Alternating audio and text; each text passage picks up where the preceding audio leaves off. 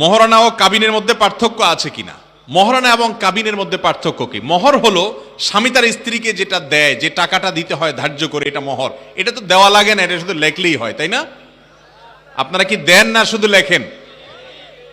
বউকে মহরের টাকা পরিশোধ করছেন, এরকম মায়ের পুত যারা আছেন সব একদম হিসাব করে ক্যাশ দিয়ে দিচ্ছেন, জিনিসপত্র বুঝে দিয়ে দিচ্ছেন, হাত তোলেন তো দেখি। হ্যাঁ, দেখছেন কি অবস্থা? একটা ভিডিও ফুটেজ নেওয়া উচিত ছিল। এটা কি লাভ হবে এই সমস্ত ওয়াজ টুয়াজ করে? বলেন ভবিষ্যতে দিবেন, আবিয়াতেরা ভবিষ্যতে দিবে ইনশাআল্লাহ। এরাই আমাদের আগামীর ভবিষ্যৎ ইনশাআল্লাহ। আপনারা জাগলে এই দেশ পরিবর্তন হবে ইনশাআল্লাহ। যারা বিয়ে করেন নাই, বিয়ের সময় স্ত্রীর মহরের টাকা যা ধার্য হবে সবটুকু স্ত্রীকে বুঝাই দিবে ইনশাআল্লাহ। নিয়ত করবেন তো ইনশাআল্লাহ? নিয়ত করে লাভ কি? মহর ধরবে মুরব্বীরা 30 লাখ 1 টাকা, আপনি 30,000 টাকা বেচা যাবেন না। মুরব্বীরা বলবে 10 লাখ 2 টাকা মহর, আপনি 10 টাকা বেচা যান না।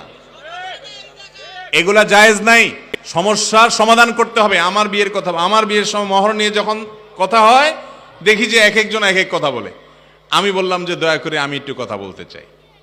বলে যে আরে ছেলে কথা বলবে। ছেলে কথা বলা তো আজকাল দোষের, তাই না? আমরা ছোটবেলা দেখতাম বিয়ের সময় বরের হাতে একটা রুমাল ধরায় দিত। এই রুমালটা বেচারা মুখের মধ্যে দিয়ে বসে থাকতো। কিরে বাবা, গরুর মুখে মানুষ কাইট দেয় যাতে কিছু না খাইতে পারে, কিন্তু বরের মুখে এটা দেয় কেন? বিয়ের দিন তারা বেশি করে খাবে বেচারা, কিন্তু একটা রুমাল ভাঁজ করে ধরায় দেয়, বেচারা এরকম ধরে বসে থাকে। এখন এগুলো উঠে গেছে আস্তে আস্তে। এখন তো বিয়ের অনুষ্ঠানে বর আপনার কন্যা সবই নাচানাচি লাফালাফি করে, বেহায়াই আরো বাড়ছে, কিন্তু তখন এটা ছিল। এখনো কোন কোন এলাকাতে আছে। এখন আমি চিন্তা করছি প্রায় এটা কারণটা কি, মুখের মধ্যে এটা লাগাই দেওয়ার যুক্তিটা কি? তো আমার কাছে মনে হয়েছে যে এই বেচারা যাতে কোনো কথা বলতে, অনেক বিয়ে আছে ছেলে কোনো কথা বললেই বিয়ে ভেঙে যায়, আছে না?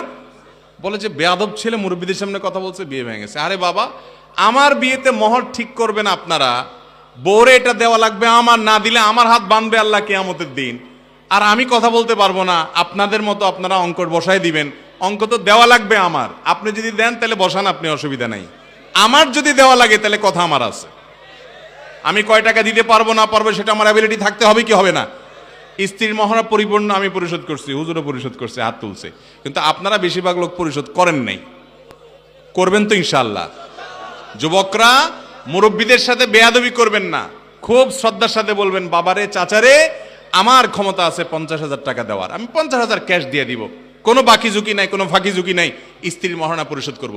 দিয়া আবার 2 দিন পরে যে বসে থাকেন যে দেখো এখন তো দিছি, তোমার হুজুর মাসালা বলছে দিছি, এখন আমার তো সৌদির ভিসা চলে আসছে, 50,000 টাকা হইলেই হয়। কত 50,000 আসবে? সবই তো তোমার।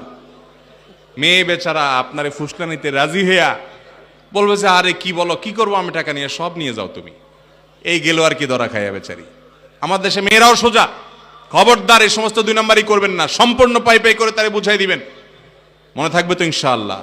অতএব এই মহর হলো স্বামী তার স্ত্রীকে যেটা দেয় এটা দিয়ে দিতে হবে। দেওয়ার পর তিনি কি তার বাপের বাড়িতে নিবেন, আপনাকে দিবেন, দান করবেন, খেয়ে ফেলবেন, এটা তার। এটা নিয়ে আপনি কোনো প্রশ্ন করতে পারবেন না, কোনো সে করবেন না, স্ত্রীকে অধিকার দিবেন। মনে থাকবে তো ইনশাআল্লাহ। আচ্ছা, কাবিন হলো সাধারণত কাবিন নামা বলে, বিয়ের যে চুক্তি হয় যে কাগজ, ওইটারে কাবিন নামা বলে। আর ওইটা হলো মহর, হলো ওইটা টাকাটা।